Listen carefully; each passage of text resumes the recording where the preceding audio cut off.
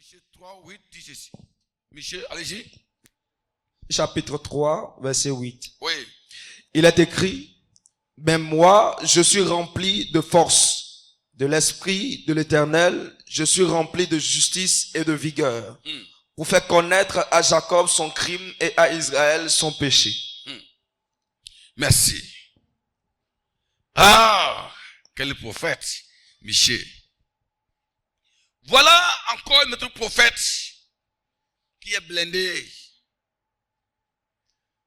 de la puissance du Saint-Esprit. Le prophète Michée. Le prophète Michée a exercé son ministère pendant les moments les plus sombres de l'histoire des enfants d'Israël.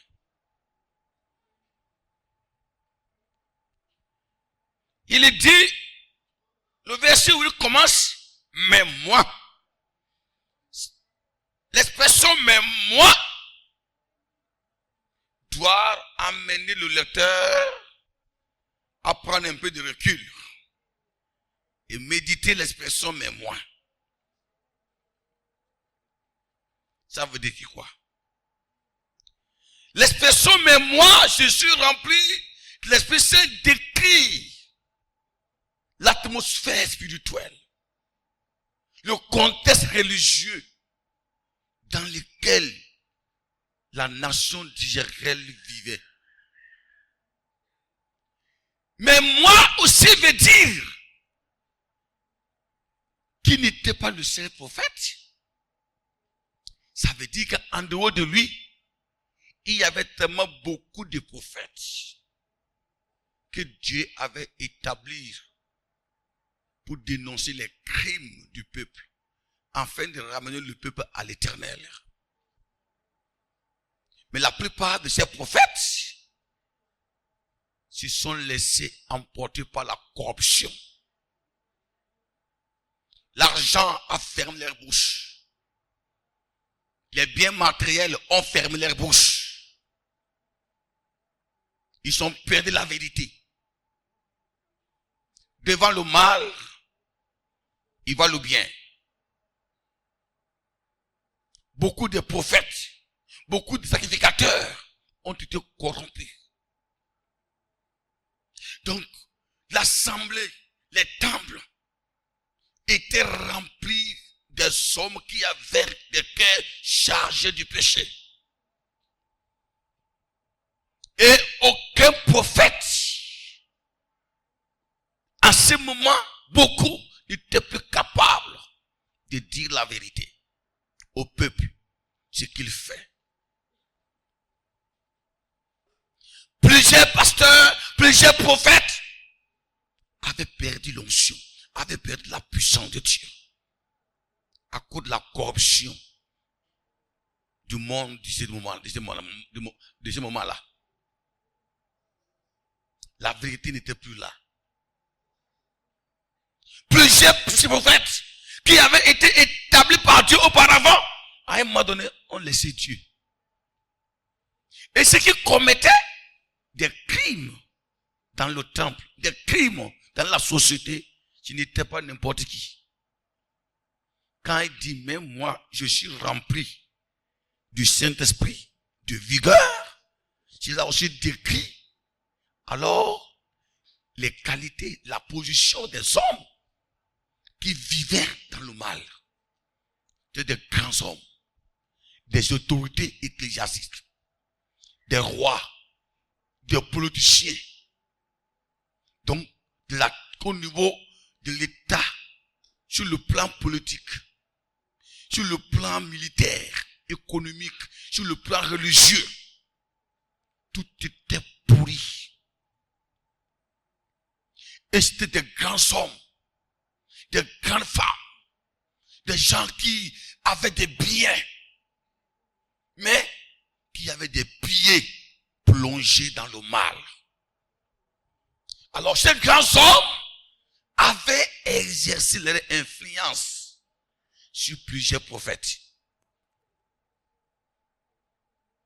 À cause de leur position, de leur argent, donc leur puissance, la bouche de plusieurs prophètes fut fermée. Personne n'était plus capable de dénoncer.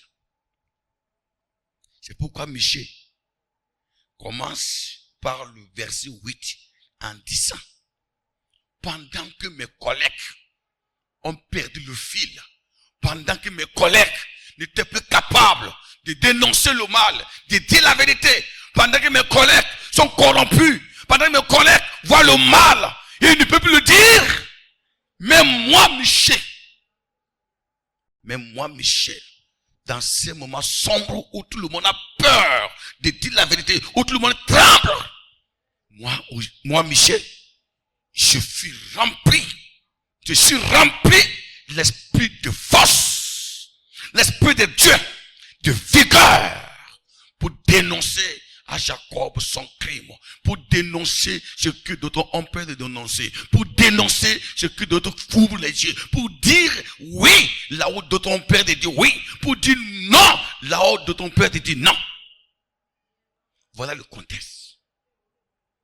C'est pourquoi l'expression « mais moi » doit amener le lecteur à réfléchir. La parole de Dieu, on ne la lit pas de manière littérale.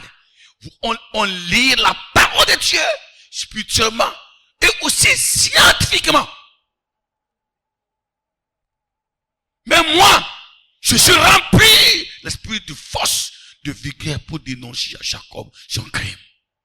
Donc, dans la parole de Michée déjà décrit, dans ce message, nous voyons que Michée décrit ce que le Saint-Esprit est capable de faire à travers le croyant, à travers le chrétien, pour la croissance de l'église et pour l'édification de l'église. Ça veut dire quoi? Le Saint-Esprit joue un rôle très important. Le Saint-Esprit te permettra, il te rendra capable de dénoncer le mal qui est caché. Il te permettra de dénoncer des crimes qui empêchent l'église de grandir, qui empêchent l'église de croître, qui empêchent l'église d'aller loin. Pourquoi l'église de Dieu ne grandit pas? Et quand je parle de l'église de Dieu, je ne parle pas seulement de l'église locale. Pourquoi l'église de Dieu ne grandit pas? Pourquoi l'église a la peine, souvent, à s'épanouir dans le monde, sur le plan spirituel, sur le plan social et même sur le plan financier? Pourquoi? Parce que au sein de l'église, il y a des crimes qui n'ont pas été dénoncés. Il y a des péchés qui n'ont pas été dénoncés. Il y a des gens qui sont assis sur des crimes, mais qui sont vus comme des anges. Des crimes sont cachés. En bas, l'autel est souillé. Le sentier est souillé. Et ceux qui commettent ces crimes, parfois ne sont pas des petits morceaux. Parfois c'est des gros morceaux. Je suis assis à l'intérieur. Mais comment l'église peut grandir? Comment l'église peut aller loin pendant que des crimes sont assis, pendant que le sentier est souillé, pendant que le sentier est rempli des ordures? Voilà. L'église ne peut pas grandir si elle est remplie de criminels. Si elle est remplie de criminels. Si des criminels sont cachés dans l'église, cette église ne peut pas grandir. Si les vautours sont cachés dans l'église, elle ne peut pas grandir. Si les renards sont cachés dans l'église, elle ne peut pas grandir. Voilà le problème qui est là aujourd'hui. Michée dit ceci que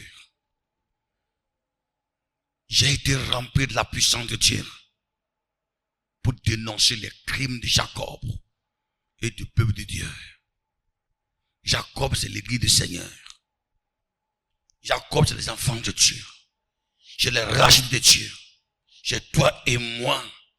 La Bible déclare que pour être capable de dénoncer le mal, pour être capable d'enlever la mauvaise graine, de dire la vérité, il faut que le Saint-Esprit soit avec nous. Quand il y a des crimes, Dieu s'éloigne. Et quand vous lisez dans Isaïe 59, allez voir les conséquences des crimes cachés dans l'église. Les conséquences des crimes. Quand il y a des crimes, allez voir les conséquences. Isaïe 59 dit quoi? Lisez ça, allez voir les conséquences des crimes. Isaïe chapitre 59. Le verset 1. Verset 1. Écoutez ce que Dieu dit. Il est écrit, non, la main de l'Éternel n'est pas trop courte pour sauver. Non, la main de l'Éternel n'est pas très courte pour sauver. Ni son oreille trop dure pour entendre. Ni son oreille trop dure pour entendre. Mais ce sont vos crimes. Mais quand il y a des crimes,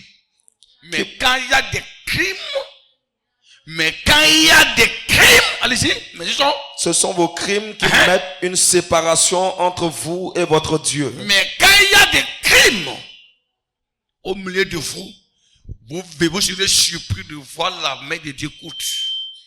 Vous serez surpris de voir un mur qui vous sépare entre vous et votre Dieu qui vous sauve. Vous serez surpris de voir Dieu inactif. Vous serez surpris de voir Dieu passif. Dieu passif qui vous laisse.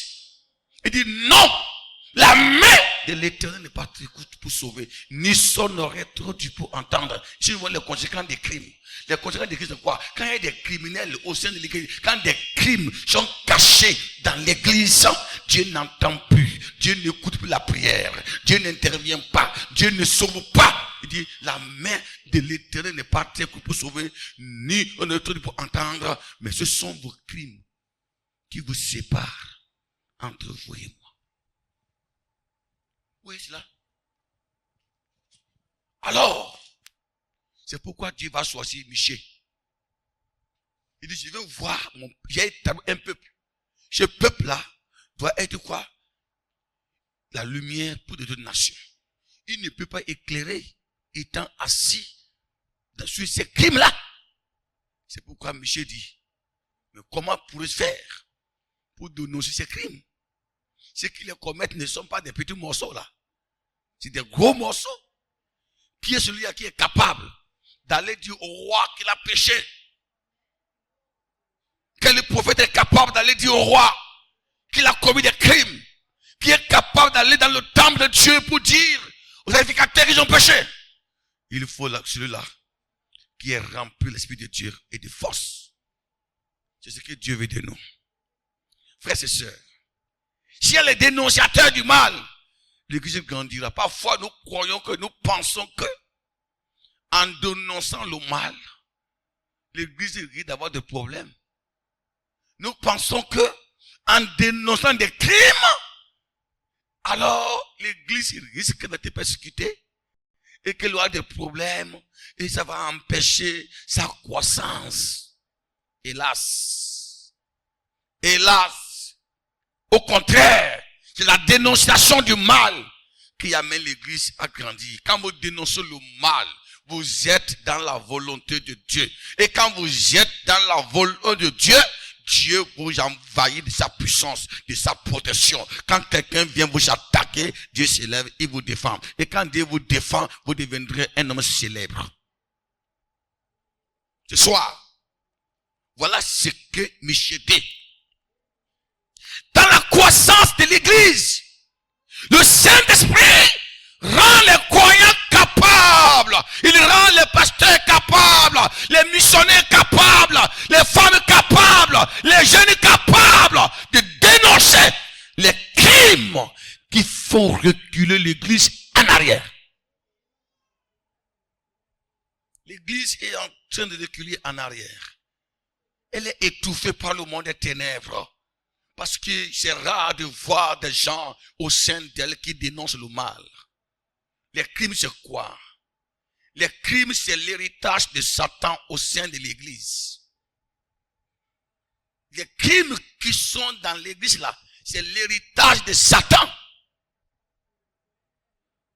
Et les criminels au sein de l'église sont des ambassadeurs, des missionnaires, des mercenaires de Satan au sein de l'église. Ils sont là pour détruire. Ils sont là pour faire reculer le royaume de Dieu en arrière. Ils sont là pour ça. C'est pour cela que le Saint-Esprit est obligatoire. Est obligatoire. Et quand il y a les criminels dans l'église, il y aura les conséquences néfastes. Quand les crimes sont remplis dans l'église, non seulement que l'église ne grandira pas, elle va perdre. Le diable va la réduire par la mort. Il va la réduire par la mort. Il va les perdre des vies humaines. Il va les perdre les hommes. Les gros morceaux vont tomber. Les grands vont tomber. Les jeunes vont tomber. Quand l'église perd la puissance de Dieu, quand il perd la gloire de Dieu, et si la gloire de Dieu qu'elle avait, elle s'est remplacée par les crimes, elle y perdra des hommes de gloire valides. Vous ne voyez pas ce qui se passe en Israël? Au temps du sacrificateur Élie, hein? Quand les crimes étaient devenus nombreux, quand les crimes ont pris la place de l'église, quand les criminels étaient au service de Dieu sur la table, quand des pécheurs, des adultères n'avaient plus peur même de servir Dieu sur la table, quand le temple de Dieu était devenu un sentier des abominables, qu'est-ce qui s'est passé? Au temps d'Élie, il y a eu des pertes de vies humaines. Le sacrificateur est mort. Élie est mort. Ses enfants qui devaient le remplacer, étant des livres, ils sont morts. Non seulement ils sont morts, la Bible déclare au moins 4000 soldats sont tombés en une seule journée. Quand il y a des crimes, l'église ne cessera jamais de pleurer. Il faut que l'église soit remplie de la puissance du Saint-Esprit. La Pentecôte aussi a pour but de dénoncer les crimes. Les crimes au sein de l'église sont des poisons mortels qui détruisent la foi. Et l'église a besoin d'être soignée, car elle est empoisonnée. Il y a des poissons au sein de l'église. Les cœurs sont poisonnés, des vies sont poisonnées, même la foi est empoisonnée. Il y a des crimes dans l'église qui n'ont pas été dénoncés. Et le Seigneur déclare, dans les derniers temps, je répandrai mon esprit sur toute chair. Et quand l'esprit de Dieu viendra, il rendra capable les femmes, les hommes de Dieu. Est-il capable de dénoncer ce qui tue l'église? Ce qui tue l'église aujourd'hui, c'est la cachette des criminels, des abominables au sentier. Au sentier. Voilà comment il est important. Le Saint-Esprit joue ce rôle-là. Ce soir, il veut te rendre capable de dénoncer les crimes de ta famille. Il veut te rendre capable de dénoncer même les crimes de ta nation. Il veut te rendre capable de dénoncer les crimes de ton pays. Les nations ont besoin des vrais prophètes pour dénoncer les crimes. Oui. Les nations ont besoin. L'Afrique a besoin des hommes de Dieu authentiques, des chrétiens authentiques, des femmes chrétiennes authentiques, remplies de la puissance de Dieu pour dénoncer les crimes. L'église dans la société n'est pas là seulement pour aller au ciel, elle est aussi là pour dénoncer les crimes, pour montrer la justice de Dieu.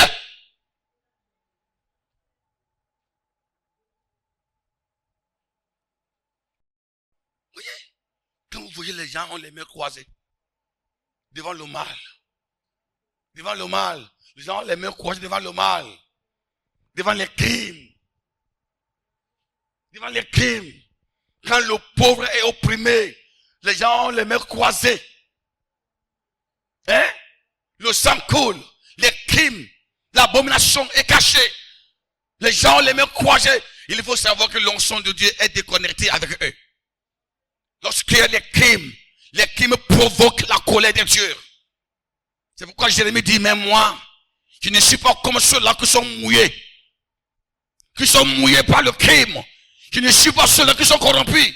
Je ne suis pas ceux-là qui mangent sur la table des féticheurs. Non, moi, Michel, je suis différent. Je suis rempli de la puissance du Saint-Esprit pour dénoncer les crimes de Jacob. Israël a été surpris. Il pensait que tous les prophètes étaient morts. Il pensait que tous les prophètes étaient corrompus. Mais à leur grande surprise, il voit un prophète apparu qui commence par dénoncer les crimes. Ce soir, je voudrais te dire que le Saint-Esprit veut te rendre capable. Il y a des crimes dans là où tu vis. Il y a les crimes dans ta maison. Il y a les crimes dans ton foyer. Il y a les crimes dans ta famille. Il y a les crimes dans ton pays. Il y a partout où tu m'écoutes. Il y a les crimes. Dieu dit, je veux te rendre capable afin que tu sois prêt à dénoncer des crimes. Un chrétien rempli de la puissance de Dieu n'a pas peur de la mort. Non. Il n'a pas peur de la mort. Il n'a pas peur de la mort. Il n'a pas peur de dire la vérité.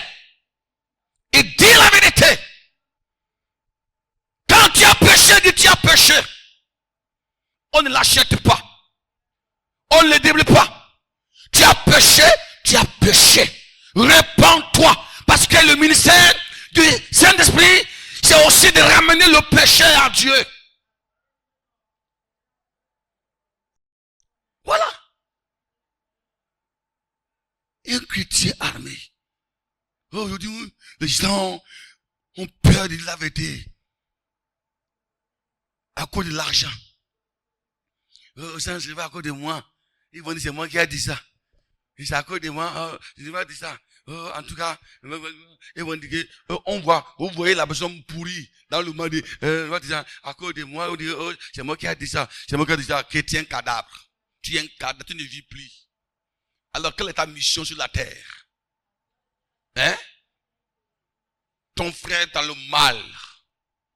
Tu dis que je ne vais rien dire à cause de moi. Ils vont dire à cause de moi. Tu vois le mal, tu couvres. Tu penses que tu es chrétien. Tu n'es pas encore chrétien. Un chrétien est un dénonciateur. Le crime qui est caché dans ta famille, dans ta maison là. Hein? Tu connais ce crime là, tu vois ça. 1, 2 ou 3, vous entendez, vous le cachez. Et vous venez à l'église pour crier à votre gueule, oh Jésus. Vous entendez, vous camouflez le mal. Vous tuez, vous faites des avortements. Vous versez du sang. Vous faites du mal, vous couvrez. Vos mains sont souillées par du sang. Hein? Et vous dites, vous êtes croyant. Comment l'église peut grandir? Comment le Seigneur peut bénir votre famille? Comment il peut bénir ton foyer? Comment il peut bénir pendant que le crime est là? Apprenons, mes frères et sœurs, à nous laisser conduire par le Saint-Esprit. Alléluia. Alléluia. Ce soir, je vais dire à quelqu'un, tu vas dénoncer ce que tu avais peur de dénoncer hier. Je vois votre main est trop faible là. Parce que j'ai dit que tu vas dénoncer ce que tu avais de dénoncer hier. Donc, quand tu n'es pas d'accord, tu dis, parce que tu vas te dire Amen. C'est ça notre problème en réalité. Hein? Cessons d'être hypocrites. Cessons d'être hypocrites. Soyons honnêtes. Dieu ne joue pas avec l'hypocrisie. Dieu ne joue pas avec l'hypocrisie. Beaucoup de personnes veulent être bien vues. Veulent être bien vues. Voilà, par tout le monde. Ah, il veut être bien vu. Non, le pasteur, il est bon, il est bon, il est bon. Il veut être bien vu devant les gens. Parce que, s'il dit la vérité, il va perdre macaroni. Il va perdre son sac de riz d'olive. Il va perdre ça. Voilà, je préfère, oui, arranger ça, quoi. Quand j'ai un péché, je dis, oui, c'est vrai, mais c'est une petite faiblesse là qui est rentrée dedans, quoi. Donc, on essaie de diluer la densité, quoi. Péché, là, quoi. On trouve des mots des qualifications. Voilà. Donc, c'est une erreur, faiblesse qui est venue, bon, parce que il est venu dans ta maison avec une voiture remplie de sacs de riz, macaroni, du lait, des bidons d'huile. Il s'est terminé, son péché est devenu blanc. Il y a les péchés qui sont devenus blancs à cause de l'argent, blancs à cause de macaroni, blancs à cause de cabri, blancs à cause de la voiture. Quand il venait, j'étais noir, quoi. Quand les sacs de maïs sont venus tomber, bim, le monsieur il vient, quoi. Il sait qu'il a commis, qui me dit, venez, déchargez le sac là. Premier sac, bim, c'est pour qui? Oh, pasteur, c'est pour toi seulement. Non. Bim, allez, encore deuxième sac, bim, bim, allez, amenez la clé là. C'est pour qui? Encore, oui. Et on appelle, on dit maintenant que bon, effectivement, hier là, quelque chose m'est arrivé. Et comme ma fille là, je dormais, j'ai dit comment c'est arrivé. Et j'ai essayé de toucher, de tenter de coucher avec ma fille. Un exemple quoi?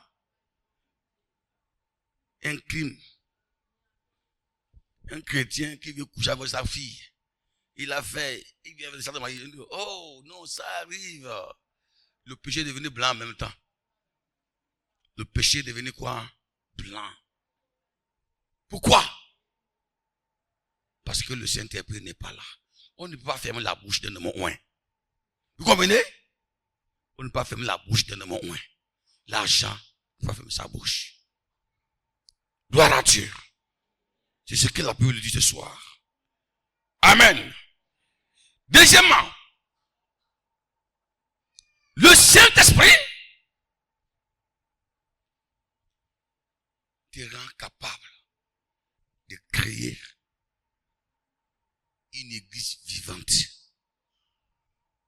Matthieu 16. Matthieu combien? 16, 18 dit quoi? Matthieu chapitre 16, verset 18. Écoutez bien ce qu'il dit. La parole de Dieu déclare, et moi, je te dis que tu es Pierre, Et moi, je te dis que tu es Pierre.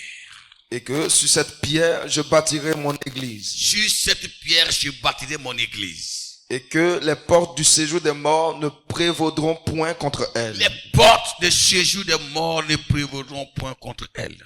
Waouh! Voilà la prophétie de Jésus. Il voit Simon-Pierre après sa confession que Jésus-Christ était le Christ.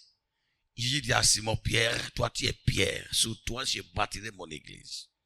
Je ne sais pas de quelle église.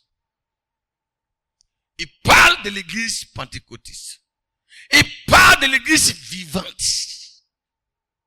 Il ne parle pas de l'église traditionnelle. Il parle de l'église vivante.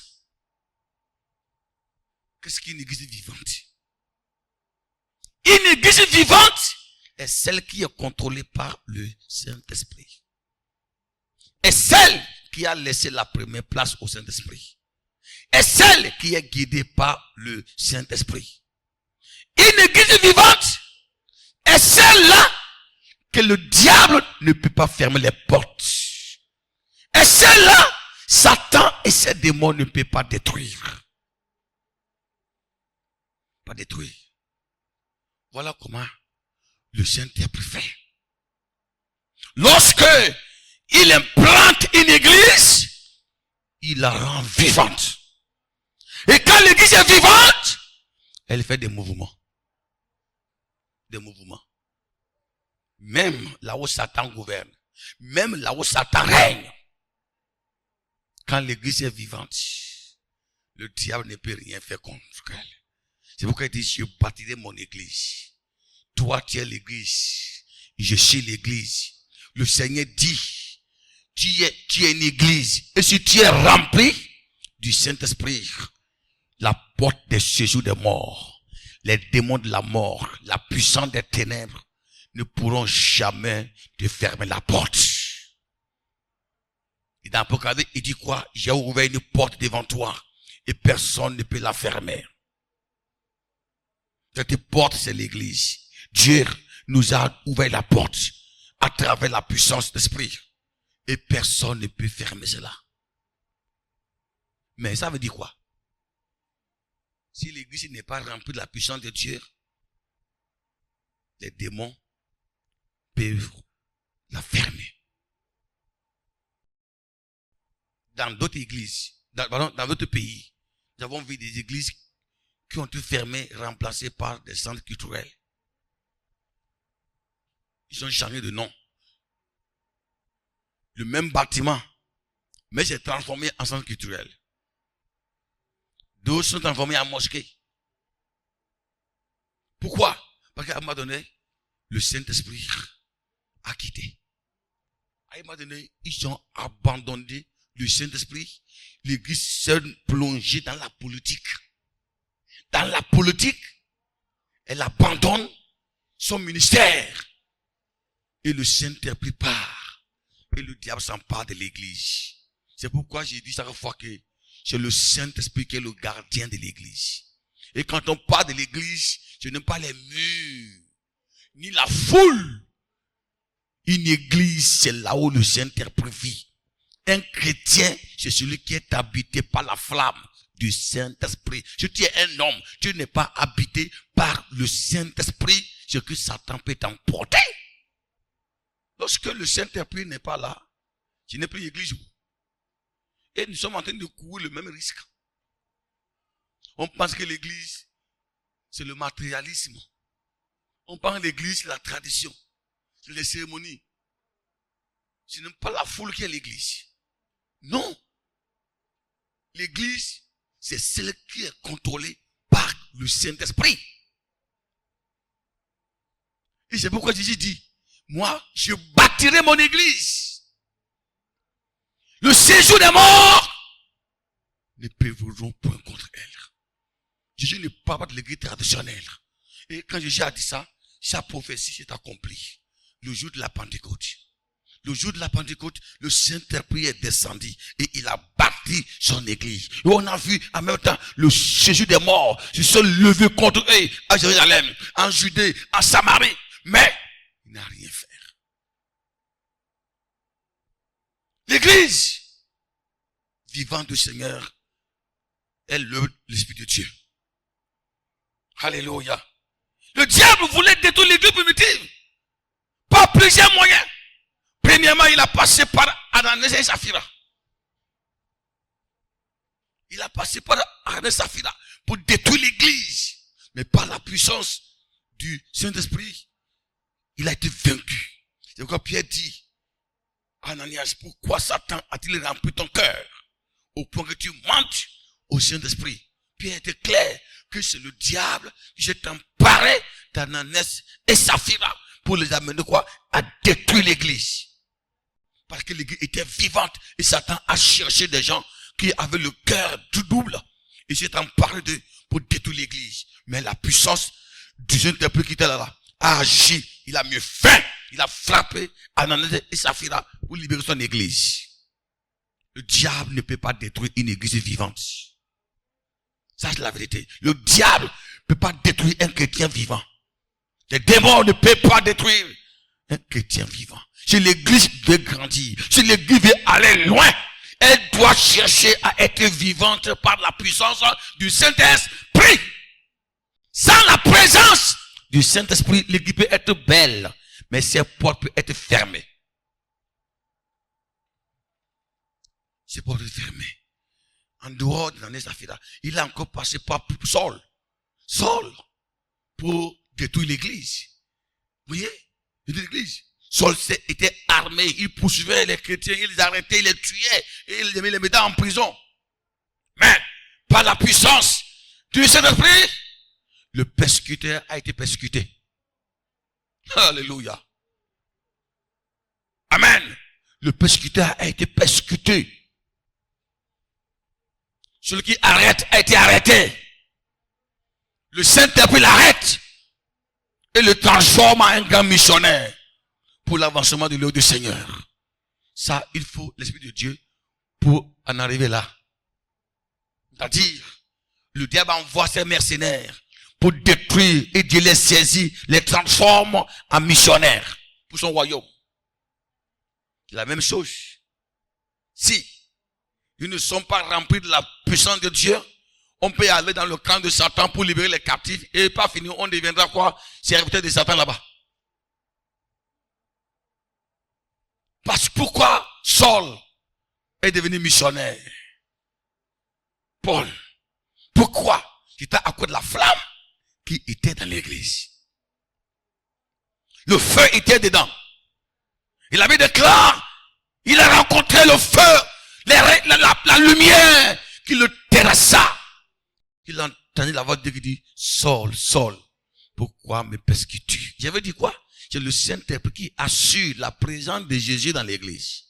Jésus est monté, mais comment il peut être dans l'église? Il est dans l'église à travers le Saint-Esprit. Et comme le Saint-Esprit était là, Jésus a parlé, en disant quoi? Saul, Saul, pourquoi me persécutes-tu? Sans le Saint-Esprit dans l'église, Dieu n'est plus là. Alléluia. Et il a fermé la porte là. Il a tenté de tuer Pierre pour fermer l'église. Mais l'ange de l'Éternel est parti ouvrir la porte et libéra Pierre qui sort de la prison. Je vous dis quoi? Lorsque l'église est remplie de la puissance de Dieu, le diable n'aura pas de moyen pour fermer ça. Les sorciers ne peuvent pas faire ça. Quand un croyant, quand un chrétien est vraiment rempli de la puissance de Dieu, tu peux aller partout. Personne ne peut te détruire. Car le Saint-Esprit en toi est un esprit qui est indestructible. Alléluia. La puissance de l'esprit. Troisièmement, le Saint-Esprit dans la croissance de l'église. Alors, il fait quoi? Il rend le nom de Jésus valable. Il rend le nom de Jésus valable. Quand on dit un nom est valable, c'est un nom qui a de poids. C'est un nom qui produit des effets. C'est un nom qui peut guérir. C'est un nom qui peut délivrer. Quand vous mentionnez ce nom-là, tout le monde doit trembler. Voilà. C'est pas tout le monde qui dit Jésus, ça marche. Vous comprenez? Avant que le nom de Jésus ne soit valable dans ta bouche, avant que le nom de Jésus ne fasse trembler la puissance des ténèbres à travers ta bouche, il faut que tu visites la chambre haute, qui n'est ni or, ni argent. Ce que j'ai, je te le donne. Lève-toi et marche au nom de Jésus de Nazareth. Voilà. Parce que derrière les paroles de Pierre et Jean, il y avait une puissance qui se manifestait. Le nom de Jésus est puissant. Mais ce qui amplifie cette puissance, c'est le Saint-Esprit. Jésus veut que son nom soit valable dans nos bouches. Jésus veut que son nom soit valable quand nous prions. Jésus veut qu'à travers son nom, les miracles s'opèrent. Jésus veut qu'à travers son nom, les guérisons s'opèrent. Jésus veut qu'à travers son nom, tous genoux fléchissent. Jésus veut qu'à travers son nom, toute langue confesse. Jésus veut qu'à travers son nom, l'enfer se vide. Jésus veut qu'à travers son nom, les captifs soient libérés. Jésus veut qu'à travers son nom, l'empire des ténèbres recule. Jésus veut qu'à travers ton nom, que les miracles se manifestent. C'est pourquoi il dit, pour que cela vous arrive, soyez remplis du Saint-Esprit. Quand Pierre dit, lève-toi et marche, le bois se lever. Le nom de Jésus a été valable. Pourquoi les chrétiens on dit Jésus, Jésus, rien ne se passe parfois?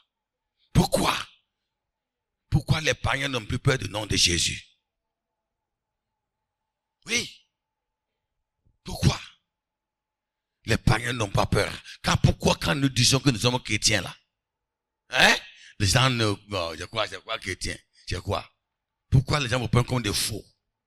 Pourquoi? Parce que ils n'ont pas encore vu la valeur, la démonstration de la puissance du Saint-Esprit à travers le nom de Jésus-Christ. Le nom de Jésus est valable. C'est le Saint-Esprit qui le rend valable devant les grands défis. C'est lui. Le nom de Jésus est valable. Il est puissant. Il est capable de le faire.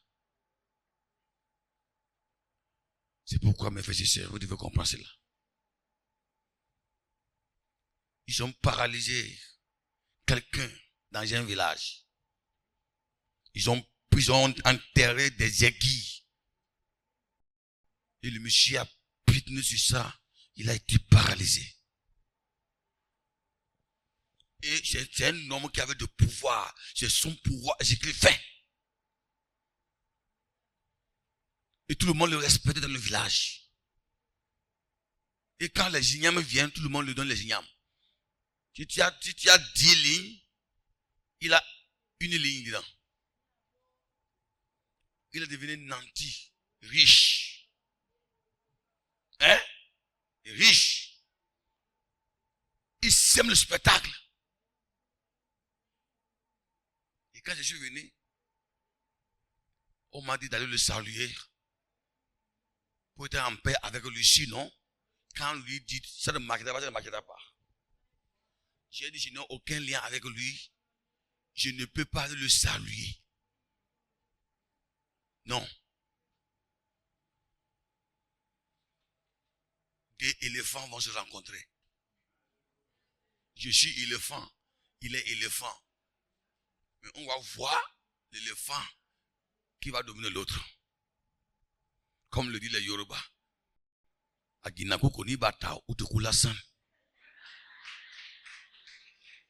Moi, j'étais un lion bien pontant. Avec mes chaussures mes chaussures de l'évangile. Bien sécurisées. Et un soir, il passe avec 3 personnes. Il dit, mais comment tu t'appelles, jeune homme? Il dit, avec mépris, quoi. Comment tu t'appelles, jeune homme? J'ai dit, monsieur, vous me saluez au moins d'abord avant de donner mon nom. Tu ne me salues pas, tu dis, comment t'appelles, jeune homme? Quand même, il faut me saluer. Il dit, en bon. Et il dit, mais le petit là, il est gâté. Il est entouré par 3 personnes, le gars de colle. Quand ils sont là, ils sont avec 3 personnes, c'est une terreur. Il a dit, l'homme, il ne me connaît pas. Moi, je suis une grande terreur. Je suis une grande terreur. Je suis petit. Il dit, mais le petit, il est gâté, il n'est pas marié. Hein? C'est un célibataire, il n'a aucun fruit, rien là. Il parle comme ça. Il dit, je ne suis pas marié, mais mes racines sont profondes. Mes racines sont profondes. Ah, écoutez, j'étais trop têtu, hein, envers le diable. J'étais trop têtu. C'est pourquoi les gens m'appelaient le calambari. J'étais trop têtu. Le Saint-Esprit m'a rendu trop têtu contre la puissance des ténèbres, contre les méchants. Je n'ai pas tremblé. Je n'ai pas tremblé. Donc le matin, moi à 5 heures j'ai pris, donc le matin à 5 heures je me suis levé et je suis sorti, j'ai piétiné, j'ai entré des aiguilles devant mon portail, quoi. Et des aiguilles, et j'ai piétiné, il y a un petit trou là. Mon pied est dedans. Et j'ai pris ma main droite, j'ai fait comme ça. J'ai vu cette aiguille avec des fils de n'importe quoi dedans. Je n'ai même pas prié. Je ne gaspille pas le nom de Jésus sur des petites choses. Ça là, il y a des chrétiens là, il y a des chrétiens qui gaspillent. As-tu vu l'Amérique envoyer ça bombe atomique pour bombarder Parakou? C'est quoi? C'est gaspillage. Hein? C'est gaspillage. Bombe atomique là. Hein? Ou bien, comme on dit, Satan de Poutine. Il va prendre ça pour venir ici, pour attaquer Gamia. Ou voyez que c'est la folie, c'est gaspillage. Hein? Il y a des chrétiens comme ça, quoi. Ils ne connaissent pas la valeur de Dieu. Même les mouches. Quand une mouche vient, il dit Jésus. Mouche. Moi, je vais perdre mon temps à prendre le nom de Jésus pour dire sur une mouche. Jésus! On va Magouya. Fais Jésus! Fais Jésus! Il rentre, peut-être il rencontre qu'on a un balai. Jésus, fais! Vous ne connaissez pas la valeur du nom de Jésus. Hein? J'ai pris ma main là. Je n'ai pas dit Jésus. J'ai dit ça, c'est quoi ça là? Elle dit, les gens me regardaient quoi. Et ça, c'est quoi ça? J'ai pris ça de ma main. Et il y avait le foyer là. Hey, on a brûlé, j'ai continué mon travail. Je ne vais gaspiller ma bombe atomique. Je suis des petites choses comme ça. Voilà. Je suis des petites choses comme ça. Mais écoutez très bien. Cet homme-là, moi j'adore la prière, je l'ai vu, il était assis sur la voie. Nuit, avec la peau de l'animal. Nuit, il pourrait.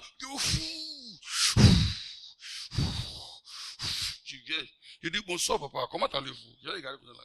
Il dit hey. Le lendemain, il n'est plus sorti. Il est paralysé.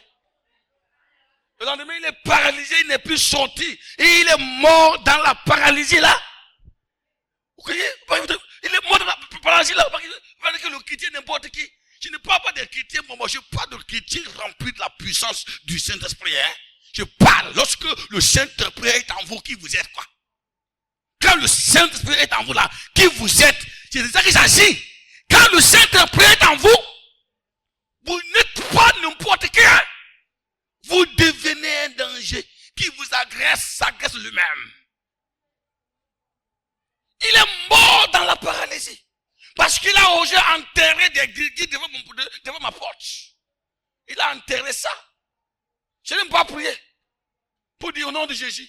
Parce que je connais la valeur du nom de Jésus. J'ai une bombe atomique. Il y a des chrétiens qui ont tellement peur. Qui ont tellement peur à manger Jésus. À manger Jésus. À manger Jésus. Mais maintenant, comment Dieu peut t'utiliser comme ça? Tu prends la beauté les mouches, Jésus. Magouya, Jésus.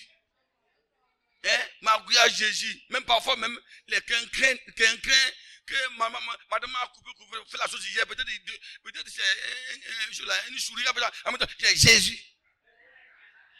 Dans les chambres en haut là, dans les placards, en haut les souris là, coucou là, on se dit Jésus va prendre son feu, sa puissance pour attaquer les souris. Vous aussi, hein? Les cafards, on dit Jésus va prendre, Jésus va envoyer sa puissance en haut contre les souris, contre les cafards. Quand même, vous aussi. Si c'est vous qui étiez à la place de Jésus là, vous allez envoyer votre bombe atomique contre les cafards. Hein? Contre les cafards. Soyons honnêtes. Apprenons à connaître qui nous sommes en Christ. Apprenez à reconnaître c'est quoi la valeur. Le Saint-Esprit en nous, hein, nous amène à comprendre la valeur de la puissance du nom de Jésus. Beaucoup de chrétiens ne sont pas libres. Vous êtes envahis par la peur. Par la peur, vous mélangez tout. On mélange tout, on a peur. Même pour dormir, la peur il y a là. La peur parce qu'on n'est pas rassuré. C'est quoi ça? Jésus, la puissance du nom de Jésus-Christ, le Saint-Esprit donne la valeur. Le nom de Jésus là n'a pas besoin d'aide.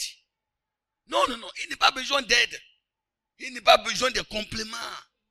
Des compléments, c'est-à-dire pour que le ménage soit fort, il faut l'accompagner avec de l'eau, avec de l'huile, avec de manteau, avec quoi? Avec le sel. Écoutez très bien.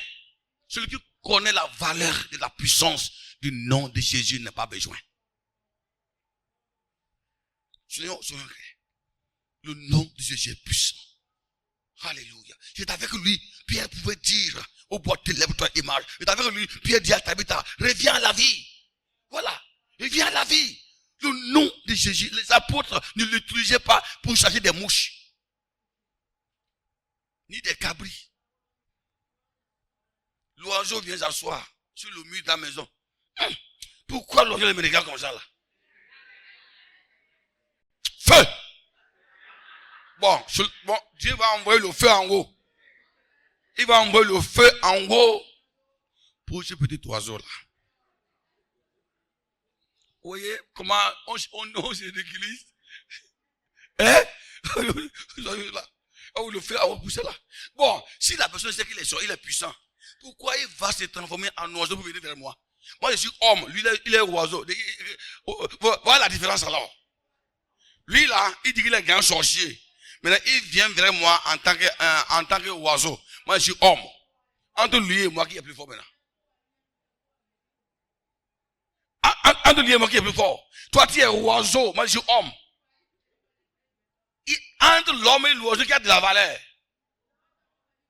Écoutez, je ne suis pas en train de nier la société. Hein? Je suis en train de vous montrer ce que la valeur là, c'est du nom de Jésus-Christ. C'est pour dire quoi? En Christ là, Dieu nous a rendu tellement important. Ce que le Saint-Esprit fait de nous est tellement grand que parfois le chrétien ne connaît pas ça quoi. On a tellement peur, on tremble devant des trucs inutiles. Hein? Parfois même là, le diable ment. Il vient et dit, il dit, je suis encore là. Tu as fini de prier, je suis encore là. Et à un moment on le prend. Feu, feu, feu, feu, feu. Et il rit. Il a dit, riva, tu vas finir. Au moment où tu vas vouloir dormir, il dit, je suis encore là. Lève-toi et prie, je suis encore là. Lève-toi et prie, encore. Oh, feu, feu, feu, feu. Tu dois dire, oui, je suis encore là. Lève-toi et prie encore, je suis encore là. C'est à Satan de te donner donner la prière. Hein? Donc, je ne peux plus dormir. Je ne peux plus dormir. Et le diable vous rend esclave. Il vous rend tellement esclave que tu ne peux même plus dormir. Hein? Toi, tu ne dors pas parce que tu veux dormir un peu là. On dit, lève-toi, je suis encore là. Lève-toi, je suis encore là. Tu ne dors pas, tu vas maigrir. Quelqu'un qui ne dort pas, alors son cerveau sera troublé. Il va manquer de l'appétit, il va maigrir. Et qu'en maigrissant comme ça, tu risques d'avoir quoi? Un trou mental. Soyons sincères avec le Seigneur. Dieu est fidèle. Nous ne sommes pas n'importe qui. Hein? Nous ne sommes pas n'importe qui. Nous sommes enfants de Dieu. Le Saint-Esprit est présent. Un jour, on a quitté quelque part vers Babylone. Nous sommes arrivés à Niki la nuit. On avait tellement faim. Et on voyait une vieille qui vendait à Bobo. Elle n'a pas de dents.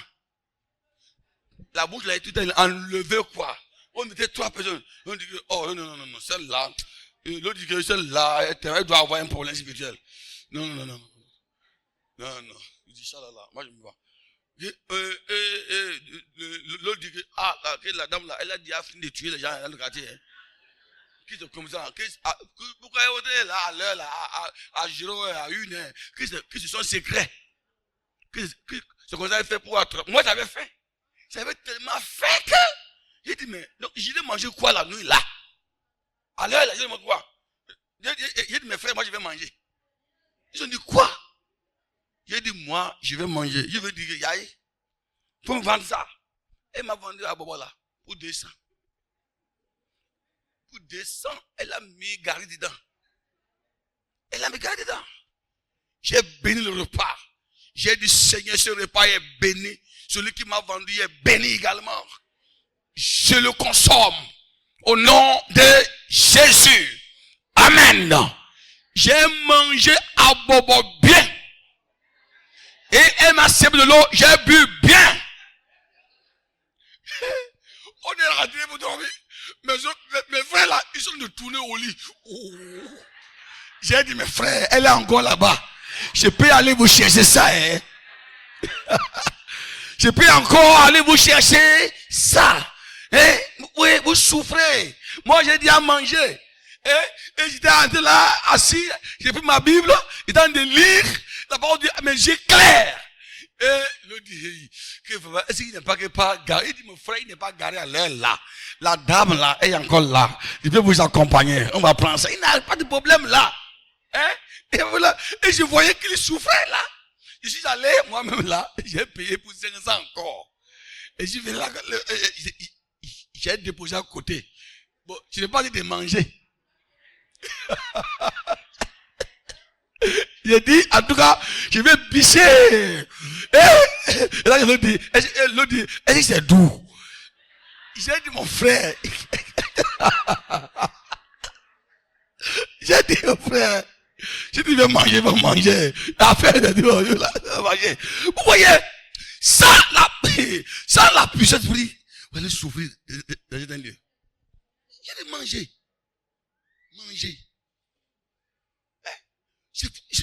Je ne dis pas que le chrétien ne doit pas être prudent. Je veux que, chaque fois que je prêche là, tenez compte de mon contexte.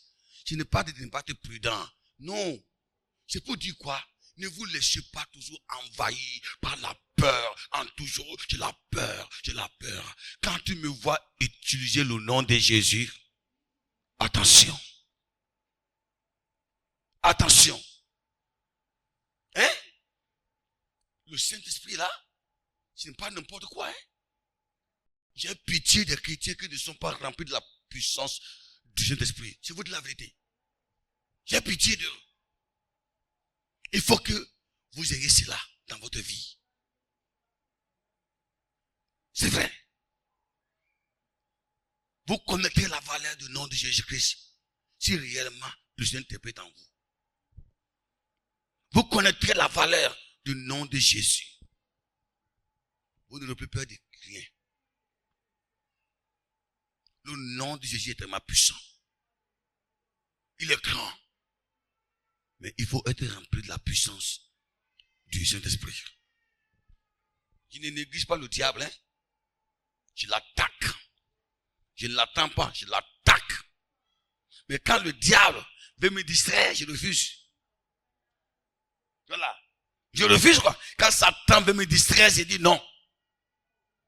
J'ai dit non. Moi, je vais gêner. Un jour, j'ai gêné. J'ai gêné. Premier jour, lundi, mardi, mercredi, jeudi, vendredi, jusqu'au samedi, quoi. Et j'ai fini mon jeûne le dimanche. Et c'est le dimanche, là, je dors maintenant. Et je vois Satan venir déposer devant moi le sorqueil. Sorqueil, quoi. Et tomber à côté. Et il me dit, bon, et je vois mon corps dedans, quoi. Et je vois les gens la mettre la tête, que c'est mon enterrement, quoi. Je me suis réveillé, il dit, mais ça c'est quoi, c'est quel pagaille ça là? J'ai dit, Satan, tu es un pagailleur. Moi, c'est toi qui m'as créé. Tu as le droit devant ma vie. Tu es un pagailleur. J'ai toujours dit, je suis allé me coucher. J'ai bien dormi.